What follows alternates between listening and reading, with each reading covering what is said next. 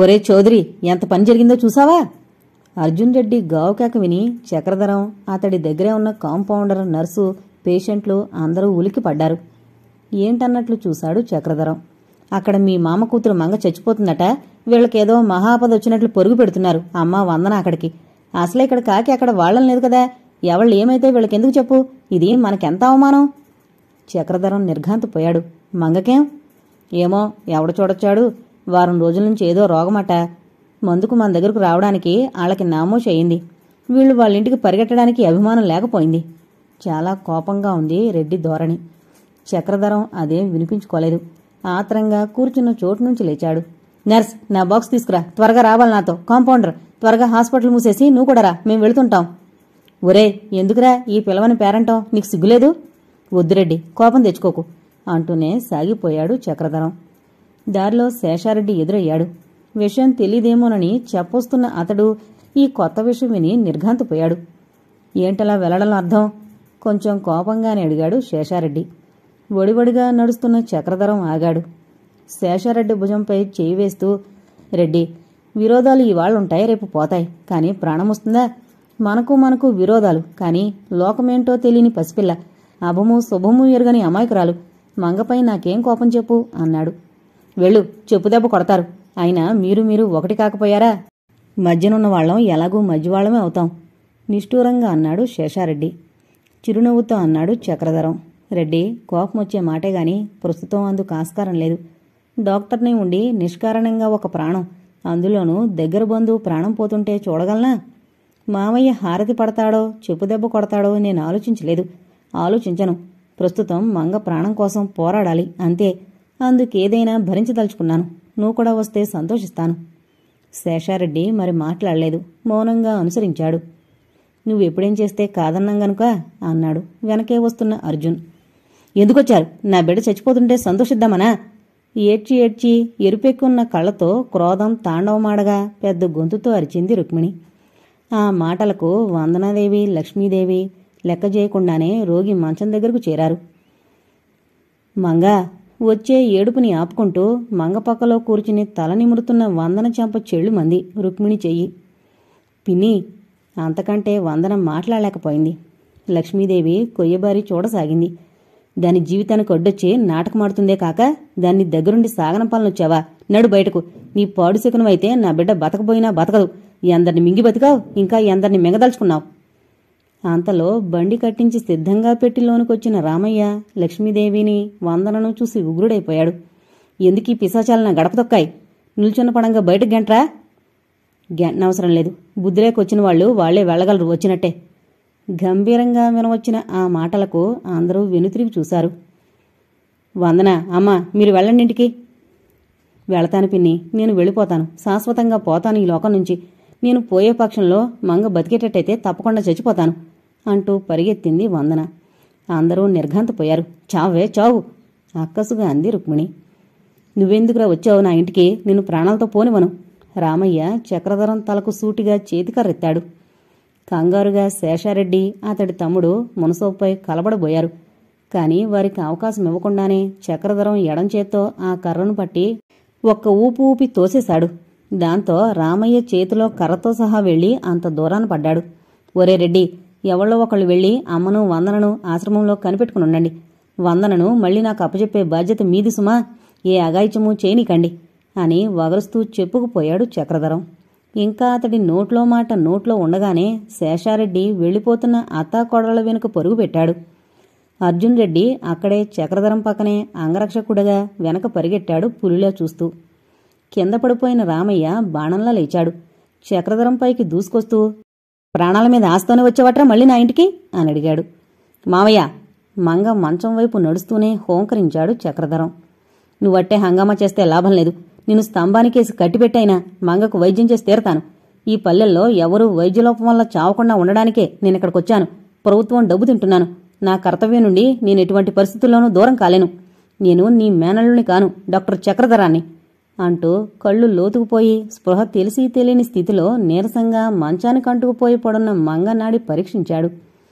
రోషంగా మరేమో అనబోతున్న రామయ్యను రుక్మిణి రోదిస్తూ వారించింది. దేవుళ్ళ వచ్చాడు.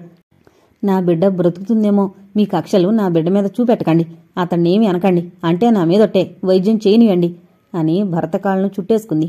వీడు చేసేదేమిటే బోడి వైద్యం, పట్నం పోదాం, అక్కడ మంచి డాక్టర్లు, బండి సిద్ధంగా ఉంది, సాయం పట్టండ్రా అన్నాడు రామయ్య. తాపీగా అన్నాడు చక్రధరం. ఒరేయ్, ఎవరు ఇలా రాకండి, తెలుసుగా నా సత్తా. అతడి మాటలకు రామయ్య వగేరా పరివార బృందం బెదిరిపోయి దూరంగా నిల్చున్నారు. పట్నం వెళ్ళనక్కర్లేదత్తయ్య, ఇక్కడే తగ్గిపోతుంది, అతి నీరసం చేసేసింది అన్నాడు చక్రధరం. ఇచ్చిన ఆహారమల్లా కక్కేస్తుండే, ఏం చేయను మరి అంది రుక్మిణి కళ్ళొత్తుకుంటూ. రామయ్య ఏమనుకున్నాడో ఏమో మరి మాట్లాడలేదు. మౌనంగా ఒక కుర్చీలో కూర్చుని చూడసాగాడు. చక్రధరం మంగకేదో ఇంజెక్షన్ చేస్తూ రెడ్డి అని పిలిచాడు. పిలవగానే శ్రీరామచంద్రుని వద్దకు హనుమంతుళ్ళా ఏమాజ్ఞ అన్నట్టు చూస్తూ దగ్గర నిలబడ్డాడు అర్జున్ రెడ్డి. నువ్వు కాంపౌండరు వెళ్ళి నుల్చొనపాటును వెళ్ళాలి. పట్నంలో గవర్నమెంట్ హాస్పిటల్లోని సెలనెక్కించే ఆపరేటర్ తేవాలి. 1 పౌను ఐసు కొనుక్కురావాలి. త్వరగా త్వరగా తేవాలి. పరిగెట్టబోయాడు వెంటనే అర్జున్ రెడ్డి. ఇదిగో చూడు మళ్ళీ వెనక్కు పిలిచాడు చక్రధరం. మన బీడీఓ గారిని నేను చెప్పానని చెప్పి బ్రతిమాలి జీప్ తీసుకుని వెళ్ళండి. ఆయన కూడా నా కోసం రమ్మన్నానని చెప్పి నీతో తీసుకువెళ్ళు. ఒక చోట నుంచి ఇంకో చోటికి అలా ఇవ్వరు, అది నేరం కూడా. కానీ ఆయన స్నేహితులెవరైనా ఉంటే మొహమాటం కొద్దీ ఇవ్వచ్చు, మన అదృష్టం. వెళ్ళండి త్వరగా. రెడ్డి కాంపౌండరు నిల్చున్నపాటును పరిగెత్తారు. అయ్యో, నెత్తి నోరు బాదుకుంది రుక్మిణి భర్తను చూస్తూ.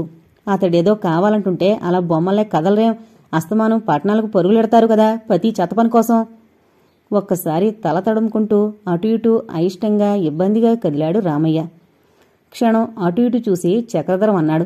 వద్దు, ఆయన వెళితే జరిగే పని కూడా జరగదు. అందరికీ అపకారమే గాని ఎవరితోనైనా నిజమైన స్నేహముంటేనా నిష్కారణంగా ప్రతివాడి కొంప ముంచడం, విరోధం కొని తెచ్చుకోవడమును.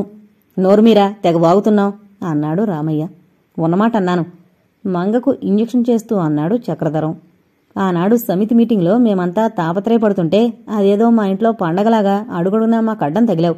ఆనాడే శాంక్షన్ అయితే మన హాస్పిటల్ రుద్దయ్యి ఇలాంటి మంచి మంచి ఆపరేటర్స్లన్నీ మనకే ఉండును. ఒకళ్లను ముష్టెత్తవలసిన అవసరమే లేకపోను. పోనీ రోడ్డు పండిచ్చావా అంటే అది లేదు. ఈ దిక్కుమాలిన గతుకుల రోడ్డు కాకపోతే హాయిగా రోగిని ఏ కష్టమూ లేకుండా కారులో ఆసుపత్రికి తీసుకుపోదాం. చేతులారా చేసుకున్న కర్మ అంటూ నుదురు కొట్టుకున్నాడు చక్రధరం. ఇలా మారుమూలల్లో పడి తల్లి కోసం బిడ్డలు, బిడ్డల కోసం తల్లి అలమటించరాదని, దిక్కుమాలిన చావులు ఉండరాదని ప్రభుత్వం ఇంత మంచి సౌకర్యాలు కలిగిస్తోంది. ఉన్న అవకాశాలను కూడా వినియోగించుకోకపోతే ఎవరేం చేయగలరు అంటూ బాధగా నేలవైపు చూస్తూ కూర్చున్నాడు. వీళ్ళెప్పటికొస్తారో ఏంటో అంటూ లేచి కాలుగాలిన పిల్లిలా అటు ఇటూ తిరగసాగాడు. సిగ్గుతోనో మరెందుకో దేనికి మాట్లాడకుండా తలవాల్చు కూర్చున్నాడు రామయ్య. చక్రధరం అదిలించడం వల్ల పైకి ఏడవకుండా నిశ్శబ్దంగా కళ్ళొత్తుకుంటూ కూర్చుంది రుక్మిణి. నౌకర్లు ఇరుగు పొరుగు ఒకరిద్దరు చేరి ఆత్రంగా తిలకిస్తూ మెల్లని స్వరాలతో రుక్మిణికి ధైర్యం చెప్పసాగారు. నర్సు మంగపక్కలో కూర్చుని తలవత్తసాగింది. మధ్య మధ్య 1-2 సార్లు చక్రధరం ఏవేవో కలిపి మంగ గొంతులో పోశాడు. కాని ఒక్కటీ ఇమళ్లేదు. వెంటనే వాంతైపోయింది. రాత్రి 7 గంటలు దాటిపోయింది. చక్రధరం కబురంపగా ఎక్కడ్నుంచో, రెడ్డి ఇంట్నుంచి కావచ్చు, ఒక పెట్రోమాక్స్ లైట్ వచ్చింది. ముందుగా కరణం ఇంటికి కబురంపితే అతడు మాటే ఆడలేదని తెలిసింది. నిర్లిప్తంగా నవ్వుకుంటూ స్వాగతంలా పైకే అన్నాడు చక్రధరం. చక్కటి స్నేహితులు, చావుబతుకుల్లో కన్నెత్తి చూడని వాళ్ళు. రోషంగా తలెత్తాడు రామయ్య. వాళ్ల సంగతి అటుంచు, అసలు నీ నాటకమేమిటో నాకు అర్థం కాకుండా ఉంది. ఇలాగే జాప్యించేసి ప్రాణం కాస్త గతుకుమనిపించాలనే ప్రయత్నంలో ఉన్నట్టున్నావే నువ్వు. అతడలా అంటుండగానే కాంపౌండర్ ఐస్తో ప్రవేశించాడు. ఏం ఇంత ఆలస్యం ప్రశ్నించాడు చక్రధరం. ఏం చేయమంటారు, చూస్తూనే ఉన్నారుగా. ఒక పక్కన హోరున వాన. అసలు అంతా బాగానే ఉంటేనే గతి ఉండదు ఆ దిక్కుమాలిన రోడ్డు మీద. చూసారా ఎలా తడిసి ముద్దలైపోయామో అంటూ ఐసు చేతికిచ్చాడు. అంతలో తడిసిన బట్టలతో చాలా అలసిపోయినట్టున్న ముఖాలతో అర్జున్ రెడ్డి ఆఫీసరు ప్రవేశించారు. ఆ వెనకనే వస్తున్న డాక్టర్ శేఖర్ను చూసి ఆశ్చర్యపోయాడు చక్రధరం. ఇద్దరూ ఒక క్షణం చిరునవ్వులతోనే ఒకరినొకరు పలకరించుకున్నారు. కాని మరుక్షణంలోనే పరిస్థితి గుర్తు తెచ్చుకుని గంభీరంగా మారిపోయారు. త్వరగా సామాగ్రంతా అమర్చి సీసాలో సెలైన్ పోసి మంగ కుడిచేతి నరానికి ఎక్కించడం ప్రారంభించారు. ఎవ్వరికీ నిద్రాహారాలు లేవు. క్షణక్షణానికి నాడి పరీక్షించి ముఖాముఖాలు చూసుకోసాగారు చక్రధరం శేఖరం. ఏవేవో మందులు ఇస్తూనే ఉన్నారు. అర్ధరాత్రి గడిచింది. మంగకు స్పృహ లేదు. అంతకంతకు అందరికంటే చక్రధరం మాత్రమే ఎక్కువగా ఉంది. బయట హోరున ఉరుములతో పిడుగులతో వాన. ఎన్నో చావులు చూసినవాడు, అనేకుల రోగుల బాధలు చూసినవాడు. అసలు వైద్య విద్యే చచ్చిన శరీర పరిశీలనతో ప్రారంభమవుతుంది. అయినా చక్రధరం మనసు విపరీతంగా చలించసాగింది. ఒక పక్క వైద్యం చేస్తూనే మరో వంక మానవ జీవితపు క్షణభంగురత్వం గురించి ఆలోచిస్తూ వ్యధాపూరిత హృదయుడు కాసాగాడు. 1 గంట 2, 3, 7 చైతన్యరహిత స్థితిలో ఉన్న మంగ ఒక్కసారి కదిలింది. ముఖంలో కొంత మార్పు, తేటదనం కలగసాగాయి. అబ్బా, ఇక ఈ చెయ్యి వదిలేయండి అంటూ కళ్ళు తెరిచింది. అందరి వదనాలు ఒక్కసారిగా ఆనంద విస్ఫారితాలయ్యాయి. ఉండు, చెయ్యి కదపకు, మరి కొంచెం సేపు ఓపిక పట్టు. నువ్వు బంగారు తల్లివి కదూ, చెప్పిన మాట విను అన్నాడు చక్రధరం నోట్లో మందు పోస్తూ. శేఖర్ మంగచేయి పట్టుకునే ఉన్నాడు కదలకుండా. నా తల్లి, లేచావా? ఒంట్లో బాగుందా అంటూ రుక్మిణి మంగతల నిమురుతూ ఆనంద బాష్పాలు ఉలికించింది. త్వరగా గ్లూకోజ్ వాటర్ కలిపి తీసుకురా అత్తయ్య అన్నాడు చక్రధరం. నిమిషాల మీద తెచ్చింది రుక్మిణి. ఆ నీళ్లను ఒక్కో చెంచాడు రోగి నోట్లో పోయిసాగింది నర్సు. శేలనెక్కించే పని పూర్తిగా ముగిసింది. ఆపరేటర్స్ అంతా తీసేసి భద్రపరిచాడు చక్రధరం. కాంపౌండర్కి ఏదో చెప్పగా అతడు వెళ్లిపోయి తిరిగి 15 గంటలో మందు సీసాతో ప్రత్యక్షమయ్యాడు. ఈ మందులు 2 గంటలకు ఒకసారి ఇవ్వండి అత్తయ్య, 4 మోతాదులు. ఏమైనా తేలిక ఆహారం కూడా మితంగా ఇవ్వచ్చు. ఇక పర్వాలేదు, మేం వెళతాం అంటూ లేచాడు చక్రధరం. అయ్యో, వెళ్ళిపోతారా? నువ్వు వెళ్ళిపోతే నాకు అసలు ధైర్యమే ఉండదు. ఇక్కడే కాఫీలు తీసుకుని ఉండిపోండి బాబు అంది రుక్మిణి. చక్రధరం నవ్వాడు. ఇకేం పర్వాలేదత్తయ్య, కాఫీల విషయానికి కాదు మేం వెళ్లడం. ఇక ఆసుపత్రికి కూడా రోగులొస్తారు, వాళ్ళని చూడాలి. ఈ సామానంతా తిరిగి భద్రంగా పంపాలి. వీలు చూసుకుని ఎప్పుడో ఒకసారి అక్కడికి వెళ్లి ఆ పట్టణంలోని గవర్నమెంట్ డాక్టర్లకి కృతజ్ఞతలు తెలుపుకోవాలి, అడగ్గానే పంపించినందుకు అంటూ. నడవయ్యా కాంపౌండరు, నర్సు నడవాలి, రండి శేఖర్ గారు అంటూ కదలబోయాడు. చక్రి నీరస స్వరంతో పిలిచింది మంగ. ఏం మోహిని, ఏం కావాలి? మంచం దగ్గరగా నడిచాడు. నువ్వేనా నన్ను బ్రతికించావు? ఎలా వచ్చావు ఇక్కడికి అసలు? ఆశ్చర్యంగా, దీనంగా, కృతజ్ఞతతో ఉన్నాయి మంగ చూపులు.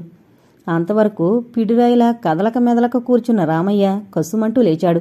ఏంటే, తల్లి కూతురు అంతగా కాళ్ళొత్తేస్తున్నారు వాడికి? ఆయి ఉంది, బ్రతికింది అంతే, మధ్య వాడి ఘనత ఏమిటి? ఒక మూల కూర్చుని కునికిపాట్లు పడుతున్న అర్జున్ రెడ్డి రోషంగా లేచాడు. తెలుసు, నువ్వంతకంటే గొప్ప మాట అనవని. హోరును కురిసే వానలో నేను పట్నం పరుగులెట్టి పరికరాలన్నీ పట్టుకొస్తే డాక్టర్ బాబు తెల్లవార్లు కూర్చుని సేవ చేసి బతికిస్తే ఇదా నువ్వు వాడవలసిన మాట? ఒక్క మంచి మాట ఆడితే నీ బతుకే నామూసి వస్తది. రెడ్డి తీవ్రంగా చూపులతోనే మందలించాడు చక్రధరం. మన ధర్మం మనం నెరవేర్చాం, మనకు కృతజ్ఞతలు పొగడతలు అక్కర్లేదు, నడువు పోదాం. ఏమయ్యోయ్ మునసబు, ఎప్పటికైనా నీకు మేమే దిక్కు, జ్ఞాపకముంచుకో. ఆ పార్టీలు కరణాలు నిన్నుద్ధరించావు అని బలంగా కర్ర నేలకేసి కొట్టి మీసం మెలిస్తూ కదిలాడు అర్జున్. రండి చక్రధర్రావు గారు అంటూ శేఖర్ కూడా మెల్లగా దారి తీశాడు. ఎంత పొగరు! రాత్రి నా ఇంటికొచ్చి నాతో చెప్పకుండానే మాట్లాడకుండానే పోవడం ఎంత పొగరు! రామయ్య కళ్ళ నుండి అగ్నిజ్వాలలు ప్రజ్వలిస్తున్నాయి. రుక్మిణి నిస్సహాయంగా నిలబడి చూడసాగింది. మంగ నేత్రాల్లో నీరు నిండడం చక్రధరం స్పష్టంగా గమనించాడు. వస్తామత్తయ్య, జాగ్రత్తగా చూడు, అవసరమైతే కబురు చేయి అంటూ. ఇక నీకేం పర్వాలేదు మోహిని, కుదురుగా పడుకో అని మోహిని కళ్ళొత్తి తలనిమిరి రామయ్య వైపు తిరస్కారంగా చూశాడు చక్రధరం. ప్రాణావాసన సమయాల్లో పట్టుదల కాదు మావయ్య ప్రధానం, రోగి దగ్గర అట్టే గొడవ చేయకు అంటూనే వెళ్ళిపోయాడు. తెలుస్తాన్రా మీ ఒక్కొక్కడంతూను, మీ కండకావరాలు నా దగ్గర. నా మీద కక్ష కట్టినవాడు నా ఇంటికొచ్చి వైద్యం చేయడమా? ఎంత అవమానం! ఈ ఆడ సన్యాసులు ఏడుపుల మూలాన కాని అలా వాగుతూనే ఉన్నాడు రామయ్య. అయితే శేఖరం గారు, మీ రాకే నాకు చాలా విపరీతాశ్చర్యం కలిగిస్తోంది. ఎలా వచ్చారు? హాస్పిటల్లో తీరిగ్గా కూర్చుని ప్రశ్నించాడు చక్రధరం. నవ్వాడు శేఖర్. అక్కడ గవర్నమెంట్ హాస్పిటల్కు బదిలీ అయ్యాను. నాకు ఆశ్చర్యంగానే ఉంది. చూడగా దైవం మనను బుద్ధిపూర్వకంగానే దగ్గర చేస్తున్నాడనిపిస్తోంది. నిజమే. నిన్న సాయంత్రం అర్జున్ రెడ్డి ఆదరాబాదరా వస్తున్నాడు. నేను అప్పుడే హాస్పిటల్లో పనైపోయి వెళ్ళిపోతున్నాను. విషయం విని నేను తిరిగి లోపలికి వెళ్ళాను. నాకు తెలుసు అంత తేలిగ్గా అనుమతి దొరకదని. సర్జన్ ఒక పట్టాన ఒప్పుకోలేదు. నేను పరిస్థితులన్నీ వివరించి ఎంతగానో నచ్చజెప్తే కడకు అంగీకరించాడు. సరే, నీకు సాయంగానూ ఉంటాను. అది కాక ఆపరేటర్స్ పాడవకుండా ఆ గతుకుల రోడ్డు గుండా రావాలి. ఎంతైనా అర్జున్కు అటువంటి జాగ్రత్తలు తెలియవేమోనని భయపడి నేనే జీప్లో పదిలంగా పట్టు కూర్చున్నాను. చక్రధరం అవధులు మించిన ఆశ్చర్యానందపూర్వకంగా అతడి చేతిని చేతిలోకి తీసుకుని మౌనంగా ఉండిపోయాడు. అభిమానం వర్షించే నేత్రాలతో అతన్ని చూస్తూ. అలా ఎంతసేపున్నారో కాని చౌదరి అంటూ శేషారెడ్డి రావడంతో మధుర ఆత్మీయ భావనాలోకం నుండి దిగొచ్చి రెడ్డివైపు చూపులు తిప్పారు. మీకు భోజనాలు తెచ్చాను, రండి లోపలకు అన్నాడు క్యారియర్తో లోనికి నడుస్తూ రెడ్డి. భోంచేస్తూ అడిగాడు చక్రధరం. అమ్మ వందన ఏం చేస్తున్నారు అని. ఏం చేస్తే నీకెందుకు, ఇప్పటికి కావలసొచ్చిందా వాళ్ళ అజ నీకు? విసుగ్గా కోపంగా ఉన్న రెడ్డి ముఖం ఒక్కసారి చూసి తల తిప్పేసుకున్నాడు చక్రధరం మాట్లాడకుండా. లోకానుద్రించే వాళ్లకు తన వాళ్ళిప్పుడు గుర్తు ఉండరనుకుంటాన్లే అన్నాడు తిరిగి శేషారెడ్డి స్వాగతంలాగా. ఈసారి చక్రధరం నవ్వాడు. అనే నేను అనుకుంటున్నాను. నిన్నట్నుంచి మావాడు అజలేడు, మీరుగాని ఎరుగుదురా అని ఇప్పుడే ఇంతకుముందే నాగమణిగారు కబురంపారు అంటూనే మరింత నవ్వాడు.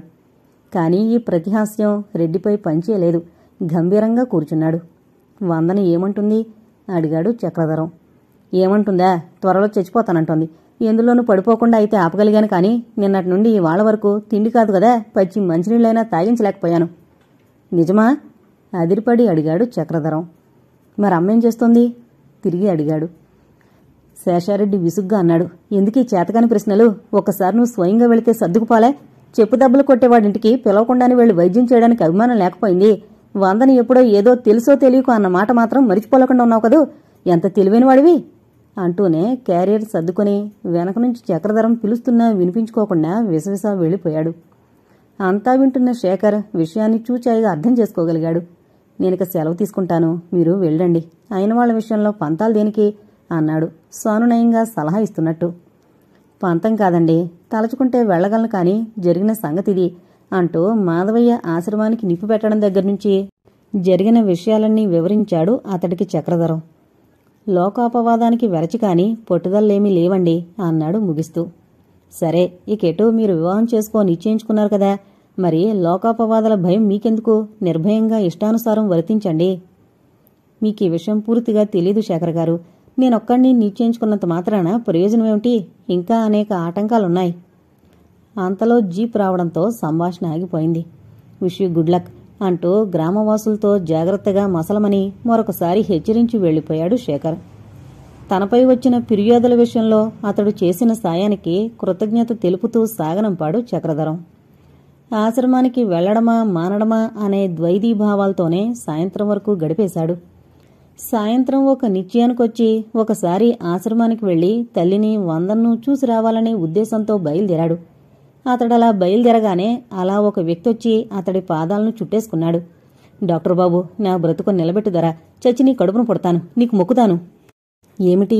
అతన్ని లేవదీశాడు చక్రధరం. మాటీ దొరా ముందు, మీరు పెద్దోళ్ళు కలవాళ్లు, మమ్మల్ని ఎన్ని బాధలైనా పెడతారు, అందరూ ఒకటై. చిన్నగా నవ్వాడు చక్రధరం. లేదు అన్నాడు తల అడ్డంగా ఊపి. తరతమ భేదం లేకుండా పోయే ప్రాణాలకే, ప్రాణాలకు తెగించి పోరాడ్డానికే ఇక్కడికొచ్చాను. ప్రభుత్వం సొమ్ము తింటున్నాను అంటే ఎవరిది? అది మీదే, మీకోసమే నేను. అది నా బాధ్యత. చెప్పేంటో, ఎవరికైనా జబ్బుగా ఉందా? మాట తప్పకు బాబూ, వచ్చి నా కొడుకు ప్రాణాలు రక్షించు. స్పృహ లేకుండా ఉన్నాడు, రక్తాలు కారిపోతున్నాయి. ఏం? పొలంలో కూలి పనికెళ్లిన నా కూతుర్ని కరణం తమ్ముడు ఏదో అన్నాడట. అక్కడే ఉన్న నా కొడుకు చూస్తూ ఊరుకుంటాడా మరి? కూలికొచ్చినంత మాత్రాన నీచంగా మాట్లాడవద్దు అన్నాడట. దాంతో అతడి కోపమొచ్చి చెట్టు కట్టి కొట్టించారట నా కొడుకును. స్పృహ తప్పిపోయాడు బాబు, రక్తం మొడుగులు కడతాంది. వచ్చి నా కొడుకును బతికించు, నా ఇంటికి ఆడే దీపం. ఎంత దారుణం! క్షణకాలం నిర్ఘాంతపోయాడు చక్రధరం. వెంటనే తిరిగి కర్తవ్యం స్ఫురించింది. ఇంకా నిల్చుంటామేం? వెళ్ళు మరి, తీసుకురా. నీ కొడుకుని ఇక్కడికి తీసుకొస్తే అవసరమైన మందులన్నీ వేసి కట్టుకడతాను. ఎలా బాబూ? పర్వాలేదు, నలుగురు మోసుకురండి, త్వరగా వెళ్ళు. చిత్తం బాబు, దండాలు బాబు అంటూనే పరిగెత్తాడు. చక్రధరం, నర్సు, కాంపౌండరు త్వరగా మందులు, దూది, కట్టువస్త్రాలు తయారు చేసుకోసాగారు. అంతలో కరణం ఇంటి నుండి దూతొచ్చాడు. డాక్టర్ గారు, మిమ్మల్ని కరణం గారు ఒకసారి రమ్మంటున్నారు అని. ఆ పిలుపులోని అధికారానికి, అనూహ్యమైన ఆంతర్యానికి చక్రధరం విస్మయం చెందాడు. కోపము కలిగింది. ఎందుకు? తీక్షణంగా ప్రశ్నించాడు. నాకు తెలీదండి, నిల్చునిపాటును రమ్మన్నారు. వెళ్ళి ఎందుకో కనుక్కున్రా. ఆ వార్తాహరుడు ఎప్పుడు వెళ్లాడో ఎప్పుడొచ్చాడో నిమిషాల మీద తిరిగి ప్రత్యక్షమయ్యాడు. మీతో అత్యవసరంగా మాట్లాడాలట అంటూ. చక్రధరం ఆగ్రహం అవధులను అధిగమించింది. అతడికి తెలియకుండానే కంఠస్వరంలో కఠినత్వం నిండింది. మాట్లాడవలసి ఉంటే వారే రావాలి కాని పిలిపించుకు మాట్లాడడానికి నేనేమీ వారి భృత్యుణ్ణి కానని చెప్పు. ఆ వచ్చిన మనిషి ఆ కబురు పట్టుకుని తిరిగి వెళ్లిపోయాడు. ఇటు దెబ్బలు తిని అచేతనావస్థలో ఉన్న హరిజనుణ్ణి మోసుకొచ్చి చక్రధరం కాళ్లపై పడేశారు. నువ్వే దిక్కంటూ ఆ గూడెమందరూ వచ్చి పడ్డారు. చక్రధరం ఆజ్ఞతో జనమంతా సందడి మాని మౌనంగా నిలబడ్డారు. మరొక మనిషి సాయంతో దెబ్బలు తిన్న వ్యక్తిని బల్లపై పడుకోబెట్టి గాయాలు కడిగి కట్టుకట్టడంలో నిమగ్నమయ్యాడు చక్రధరం. కొద్దిసేపటికి మౌనంగా ఉన్న వాతావరణంలో కలకలం రేగడంతో తలెత్తి చూసిన చక్రధరం కళ్ళెదుట నిలబడిన కరణాన్ని చూసి చాలా ఆశ్చర్యపోయాడు. రండండి, అలా కూర్చోండి. లేదు, అలా పక్క గదిలో కూర్చోండి, ఈ పనే పోగానే వచ్చేస్తాను అన్నాడు. చేతికర్ర నేలకేసి కొట్టాడు కరణం. ఇంటికి రప్పించుకున్నదేగాక తర్వాత మాట్లాడతావా? చక్రధరం కోపం వ్యక్తం చేయలేదు. తన పని కానిస్తూనే ఉన్నాడు. ఖాళీ లేక కాని ఎవరొస్తానే, కూర్చోండి. కూర్చోడానికి రాలేదు హోంకరించాడు కరణం. నేను కబురంపితే అంతకంటే ఈ కూలివాడు ముఖ్యమయ్యాడా నీకు? ఎవరైతేనేమిటి, ప్రాణం కదా ముఖ్యం. నా వృత్తే అది కదా. వాడి ప్రాణమే కాని నా ఇంట్లో వైద్యం లెక్కలేదన్నమాట. నిప్పులు చెరుగుతున్న నేత్రాలతో ప్రశ్నించాడు కరణం. చక్రధరం విసిగిపోయాడు. తమరేదో మాట్లాడడానికి వచ్చారనుకున్నాను కాని పోట్లాడడానికి అనుకోలేదు. మీ ఇంట్లో వైద్యం అవసరమైతే ఆ సంగతే కబురంపాలి కాని మాట్లాడడానికి రమ్మని ఎందుకన్నారు? సరే, తర్కం అనవసరం, వెంటనే బయలుదేరు. అవతల చాలా కంగారుగా ఉంది. ఒక్క అరగంట ఆగండి. వీల్లేదు, ఈ కూలివాడు నీకు ముఖ్యుడయ్యాడా? నడు వెంటనే. చక్రధరం బాబు, మాకు అన్యాయం చేకు అంటూ పోగైన జనం కేకలు పెట్టసాగారు. చక్రధరం వారి వైపు తిరిగి, మీరేం కంగారు పడకండి అంటూ, కరణంగారు, మీరు శాంతించాలి. ఎవరిదైనా ప్రాణమే. మీరలా అమర్యాదగా మాట్లాడడం బాగాలేదు అన్నాడు. ఎంతకు వస్తావరావా? క్షమించండి, ముందు ఇతడి విషయం పూర్తి కావాలి. ముందుగా ఇతడే కదా నా దగ్గరకొచ్చాడు. ప్రాణం ప్రధానం కాని కులం కాదు. బాగా ఆలోచించుకునే మాట్లాడుతున్నావా? ఒకసారి తలెత్తి తీక్షణంగా చూశాడు కాని చక్రధరం సమాధానమివ్వలేదు. నాతో విరోధం పాముతో చెలగటమని తెలుసుకో హోంకరిస్తూ బెదిరించాడు కరణం. హేళనగా నిర్లక్ష్యంగా నవ్వాడు చక్రధరం. అప్పుడే లోపలికి ప్రవేశించిన శేషారెడ్డి అన్నాడు, అంతకంటే ఎక్కువగా తెలుసులేండి. పాముకైతే కొరలోనే ఉంటుంది విషయం, మనకు మాత్రం. రెడ్డి, చక్రధరం శాంత గంభీర స్వరంతో పిలిచాడు. ఆయనేదో తొందరపడ్డాడని మనం కూడా ఎందుకు? నువ్వు ప్రతిదానికి ఇలాగే అని మమ్మల్ని కొరలు పీకిన పాములు చేసేసావు చౌదరి. లేకుంటే వీళ్ళందరినీ చిటికలో దారిలో పెట్టును అన్నాడు రోషంతో రెడ్డి. అవుందరా, ఆజ్ఞివ్వండి. హరిజనుల్లో నుండి 7-8 కంఠాలు వినవచ్చాయి. ఆపండిక, ఒక గర్జనతో వాళ్లను అదిలిస్తూ కరణం వైపు తిరిగాడు చక్రధరం. చూడండి కరణంగారు, వాళ్లేదో తెలివి తక్కువ వాళ్ళు, తెలీదు. ఈ పని కాగానే వస్తాను నేను, తమరు వెళ్ళండి. కరణం ముఖం జేవురించింది. వాళ్లను నా మీద కుసుకొల్పి ఏమీ ఎరగనట్టే తీయగా మాట్లాడుతున్నావా? చక్రధరం, నాతో ఎదురు నిలిచి ఈ ఊళ్ళోనే ప్రాక్టీస్ చేయగలవా? అటు నాతో కోర్టులో వైరం, ఇటు నా చేత దెబ్బలు తిన్నవాడికి వైద్యమా? నివ్వెరపోయి చూస్తూ నిలబడిపోయాడు చక్రధరం. ఇప్పుడైనా మించిపోయింది లేదు, వాళ్ళని పంపే. లేకుంటే ఎన్ని తిప్పలైనా పెట్టగలను నిన్ను. వీళ్ళందరూ నీకు అండగా నిలుస్తారని ఆశిస్తున్నావేమో. ఏనుగు ముందు ఎన్ని చీమలైతే మాత్రమేమిటి? చక్రధరం ఊర్పంతా నశించిపోయింది. చేదరింపుగా చూశాడు కరణం వైపు. నా డిస్పెన్సరీలో నిలబడి నన్ను శాసించగల అధికారం మీకెక్కడిది? నేనెవరికి వైద్యం చేయాలో ఎవరికి చేయకూడదో నిర్ణయించవలసిన శ్రమ మీకు అక్కర్లేదు. మీ బెదిరింపులతో నన్ను లొంగదీలేరు. పరమ శత్రువునైనా ప్రాణాపాయ స్థితిలో పదిలంగా చూసుకోవాల్సిన డాక్టర్ని నేను. ఇక వెళ్ళొచ్చు తమరు. కుడిచేతి చూపుడు వేలుతో ద్వారం చూపాడు. సరే, చూస్తానదేమిటో. అన్నిటికీ సిద్ధంగా ఉండు సవాల్ చేస్తూ నిష్క్రమించాడు కరణం. దండాల్ దొర, మమ్మల్ని చల్లగా కాసావు దొర అంటూ హరిజనులంతా చేతులెత్తి మొక్కారు. పొగండక్కర్లేదు, నా పని నేను చేశాను, తీసుకువెళ్ళండి. ఇక ఇతడికేం పర్వాలేదు. రాగలిగితే రేపు తీసుకురండి, చూస్తాను. లేకపోతే నేనే వచ్చి చూస్తాను. చిత్తం దొర, మీకు కష్టం కలిగించాం, మేమే వస్తాం. కనికరముంచండి దొర, మిమ్మల్ని ఆ భగవంతుడు చల్లగా చూడాలి. నోటి నిండా దీవిస్తూ వెళ్లిపోయారు వాళ్ళు. జరిగిన గొడవంతకు వికలమైన హృదయాలతో మౌనంగా కూర్చుండిపోయారు చక్రధరం, రెడ్డి, కాంపౌండరు. ఇంతకీ కరణం ఇంట్లో జబ్బెవరికి? చాలాసేపటికి మెల్లగా ప్రశ్నించాడు చక్రధరం. ఏమో అన్నాడు రెడ్డి. జబ్బు లేదండి, సమయానికి లేకుండా చేసి వీళ్లకు కట్టుకట్టకుండా చెయ్యాలని చూశాడు. బహుశా మీరు వెళితే ధనాస కూడా చూపించుండును అన్నాడు కాంపౌండరు. అంతేనంటావా? వాళ్ల స్వభావాలను బట్టి అంతే అనుకోవాలి మరి. పాపం, ఎవరికో జబ్బు, మనం వెళ్లేదనే మాట వస్తుందేమో. పోరా, నీ మంచితనం నువ్వును విసుక్కున్నాడు శేషారెడ్డి. అంత రోగమైతే మరో కబురు ఎలానో వస్తుంది. మనుషుల్ని చంపుకుంటారా? నవ్వాడు చక్రధరం. మొన్న మావేను చూసావుగా, వీళ్లకు ప్రాణాల కంటే పట్టుదలలే ప్రధానం. అలా మాట్లాడుకుంటుండగానే పరమేశ్వరం ప్రవేశించాడు. ఏంటోయ్ అలా కూర్చున్నారు అంటూ. అతన్ని చూడగానే రెడ్డి ముఖం ముడుచుకున్నాడు. చక్రధరం నవ్వుతూనే పలకరించాడు. ఎవరికిరా పరం, మీ ఇంట్లో జబ్బుగా ఉందట? నవ్వుతున్న పరమేశ్వరం వదనం ఒక్కసారి ముడిపడింది. మా ఇంట్లోనా? నాకేం తెలీదే. నేనిప్పుడే పట్నం నుండి వస్తున్నాను. ఉదయం నేను బయలుదేరేసరికి అంతా బాగానే ఉన్నారే. చౌదరి రెడ్డి ముఖాముఖాలు చూసుకున్నారు. ఉండండి, ఇప్పుడే వెళ్ళి కనుక్కునొస్తాను అంటూ వెనుతిరిగాడు పరమేశ్వరం. ఇదిగో పరం, రెడ్డి పిలిచాడు. వెళ్ళు, అంతే, మళ్ళీ మాత్రం రాకు. మీ ఉపాయాలు నాకు తెలుసు. ఎందుకీ అడ్డదారులు పిరికి పనులును? ఈ చౌదరిలో మెతకదనమే లేకుంటేనా మిమ్మల్నందరినీ ఏటేటుకు ఊడ్చేసేవాణ్ణి. సిగ్గులేదు ఇలా నంగిగా ప్రవర్తించడానికి? పోయి మనుషుల్లా బ్రతకండి. రెడ్డి, నువ్వు ఏమేమో మాట్లాడుతున్నావు. నేనేం ఎరగనరా, మీ మిత్రుణ్ణి. హేళనగా నవ్వాడు రెడ్డి. చాలే, 1000 జన్మలెత్తినా నీలాంటి వాడికి చక్రధరంతో మిత్రత్వం పొందే భాగ్యం లభించదు. ఇక చాలుగాని నాకట్టే కోపం తెప్పించుక మర్యాదగా వెళ్ళు. నిజంగా అతడికేమీ తెలీదేమరు రెడ్డి, ఎందుకలా తొందరపడతావు? చక్రధరం శేషారెడ్డి దూకుణ్ణు తగ్గించే ప్రయత్నించాడు. నువ్వు ఊరుకోరా, నీకేం తెలీదు కసురుకున్నాడు శేషారెడ్డి. రాపరం, వచ్చి కూర్చో. రెడ్డి తొందరపాటు నీకు కొత్త కాదుగా ఆప్యాయంగా ఆహ్వానించాడు చక్రధరం. నిర్జీవంగా నవ్వాడు పరమేశ్వరం. పోనీలే చక్రధరం, నీకైనా అనుమానం లేదు నా పైన. అదే 10,000 నాకు. ఇప్పుడు కాకపోయినా మరొకప్పుడైనా నేను మీ మిత్రుణ్ణేనని నిస్సంశయంగా నమ్మే రోజొస్తుంది అంటూనే విశ్వస వెళ్ళిపోయాడు. ఆ వెనకనే శేషారెడ్డి కూడా వెళ్ళిపోయాడు. నేనసలు విషయమేమిటో అలా ఊరి మీదకు పోయి కనుక్కునొస్తాను. ఈలోగా నువ్వెక్కడికి వెళ్లకు, ఎవరి మాటలు నమ్మకు. ఇందులో ఏదో మోసముందని నాకు అనుమానంగా ఉంది అని హెచ్చరించాడు చక్రధరాన్ని వెళుతూ వెళుతూ. ఆకాశమంతా కారు మొయిళ్లతో భీకరంగా కనిపిస్తోంది. శరీర ప్రాణాలను వేధిస్తోన్న వేసవి కాంతను త్రోసిరాజని వర్ష ఋతువు ప్రవేశించబోతున్నాడు.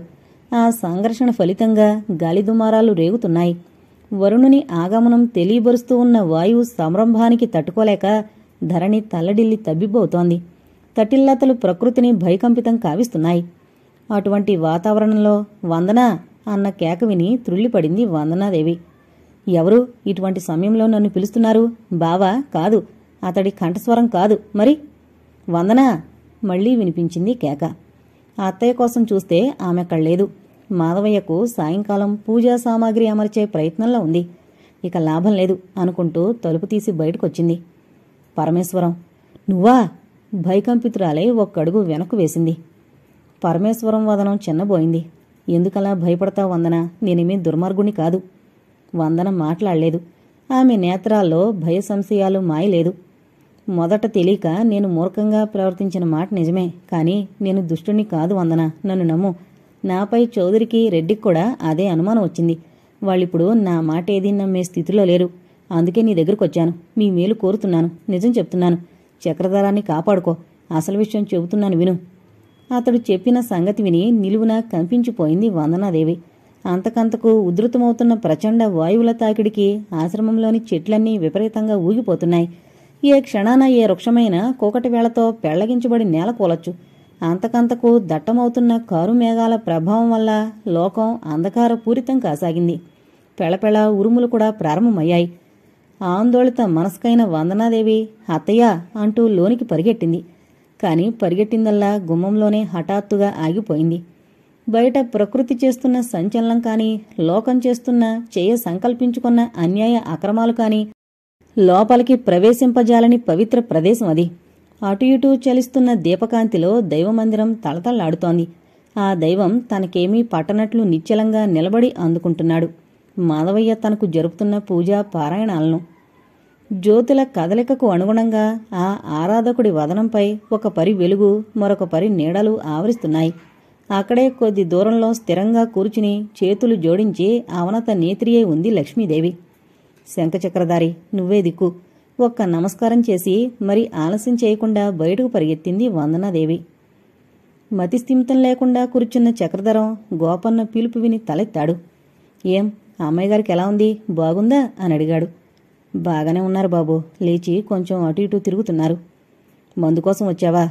మందు మధ్యాహ్నమే పంపించానని నేను అన్నాడు కాంపౌండర్. మరి? చక్రధరం గోపన్న వంక చూశాడు. చిత్తం, మిమ్మల్ని ఒకసారి రమ్మన్నారండి అన్నాడు గోపన్న మెల్లగా చేతులు నులుపుకుంటూ. ఎవరు? అమ్మాయి గారేనండి. ఎందుకు? తెలీదండి. తనలో తను నవ్వుకున్నట్లు నవ్వాడు చక్రధరం. మా సంబంధాలు పోయాక ఈ కబుర్లు రాకపోకలు ఏమిటి? మొన్న జబ్బు చేసినప్పుడు అది నా వృత్తి ధర్మంగానికొచ్చాను. అంతే, వెళ్ళు. ఇలాగన్నానని చెప్పు. ఆరోగ్యం విషయంలో జాగ్రత్తగా ఉండమను. ఎవరో చూడరు బాబు. అమ్మాయిగారు మేడ మీద ఉన్నారు. ఒకసారి వచ్చిపోండి. అయ్యగారు ఇంటి దగ్గర లేరు. చాలా అర్జెంటట. గోపన్న! తీక్షణంగా చూశాడు చక్రధరం. తెలుసో తెలియకో చిన్నపిల్ల కబురంపితే నువ్వెలా వచ్చావు? వెళ్ళు. మరెప్పుడూ ఇటువంటి వార్తలు తీసుకురాకు. చెత్తం. బెదురుచూపులతో వెళ్ళిపోయాడు గోపన్న. కాంపౌండరు ఊళ్ళో పార్టీల విషయాలవి వివరిస్తుంటే అన్యమనస్కంగా వింటూ కూర్చున్నాడు చక్రధరం. ఒక పావుగంట గడిచేసరికి బావా అనే సన్నని పిలుపు విని ఉలిక్కి పడ్డాడు. ఎదురుగా వందన. కాంపౌండర్ అక్కడ్నుంచి లేచి వెళ్ళిపోయాడు. ఏం? అడిగాడు చక్రధరం. ఆ కంఠంలో ఆగ్రహమూ లేదు, సరళత లేదు. నీతో మాట్లాడాలని. నేనే వస్తానులే, వీలు చూసుకుని. వెళ్ళు. అది కాదు, ఇప్పుడేం మాట్లాడాలి. ఏం మించిపోయింది? నాకు మీ మీదేం కోపం లేదు. వస్తానులే, వెళ్ళు. ఏం మాట్లాడనక్కర్లేదు. మీరెంత పోపమ్మన్నా నేను పోను. మీ కొరకే వచ్చాను. మీరొకసారి రావాలి. వస్తానన్నాను కదా, నువ్వెళ్ళు. అసలే పరిస్థితులు అంతంత మాత్రమైతే నువ్విలా తిరగడం మంచిదేనా చెప్పు? పరిస్థితుల వల్లనే నేను రావడమైంది, నా కోసం కాదు. చక్రధరం విసుక్కున్నాడు. ఆడవాళ్లకు నిష్కారణమైన భయాలెక్కువ. నేనేమీ అయిపోవడం లేదు. వెళ్ళు. మిమ్మల్ని కరణం కొట్టించడానికి ప్రయత్నం మీద ఉన్నాడట. అతడు పిలిస్తే వెళ్ళకండి. ఎవరు చెప్పారు? పరమేశ్వరమే చెప్పాడు. మీరతన్ని నమ్మడం లేదట. అందుకు నాతో చెప్పాడు. అనుమానంతో కనుబొమ్మలు ముడివేసి చుట్టూ చూశాడు చక్రధరం. అంతా చీకటి ఆవరించింది. ఆ అంధకారంలో విలయతాండవం చేస్తోంది ప్రకృతి. శేషారెడ్డి అసహించుకుంటే జాలిపడ్డాను కాని పరమేశ్వరం ఇంత నీచుడని అనుకోలేదు. ఇటువంటి సమయంలో నిన్ను తొందరపెట్టి ఇక్కడకు పంపించాడా? ఆ పైన అపవాదులు వేద్దామని. ఎందుకు అక్కడ ఆశ్రమంలో ఏం చేస్తున్నారో అదేమైనా ఆలోచించావా? ఎవళ్ళేం చెబితే అది నమ్మేయడమే. ఇంకా చక్రధరం మాట పూర్తి కాకుండానే వందన పొరుగు పొరుగున వెళ్ళిపోయింది. అయ్యయ్యో, నేనంత దూరం ఆలోచించలేదు అంటూ. ఇదిగో వందన! చక్రధరం పిలిచాడు. అప్పటికే వందన చాలా దూరం వెళ్ళిపోయింది. వెనకనే వెళ్ళిపోతున్న చక్రధరం మళ్లీ గోపన్నను చూసాగాడు. ఈ ఉత్తరం ఇమ్మన్నారు అమ్మాయిగారు. ఏంటి వెదవగొడవా? నన్ను పోని, దారిలోలే అంటూ తోసుకుపోబోతున్న చక్రధరాన్ని గోపన్న పట్టి ఆపాడు. ఈ చీటీ తప్పకుండా చదవమన్నారు బాబు. లేకపోతే అమ్మాయిగారే వచ్చేస్తారట. నా ఎదుట మీరిది చదువుకొని తీరవలసిందే. ఇటు పారే, తప్పుతుందా మరి? వాళ్ళొచ్చేస్తారు. రారు మరి. విపరీతమైన స్వేచ్ఛలు వీళ్ళకి. విసుక్కుంటూ అందుకున్నాడు చక్రధరం. ఉత్తరం చదువుకుంటూనే నిర్ఘాంతపోయాడు. సరే, నువ్వెళ్ళు. చదువుకున్నానని చెప్పు. భయపడవద్దను. గోపన్నం వెళ్ళిపోయాడు. కర్తవ్యం కోసం ఆలోచిస్తున్న చక్రధరం కళ్ళు ఒక్కసారి జిగేలమన్నాయి. ఆ మెరుపును వెన్నంటి పెద్ద పిడుగుపడిన శబ్దం. హోరున వాన ప్రారంభమైంది. అయ్యయ్యో, వందన ఒక్కరితీ వెళ్ళిపోయింది. ఈ గాఢాంధకారంలో, ఈ గాలివాన్లో అనుకుంటూ రోడ్డు మీదకు ఒక్క పరుగు తీశాడు.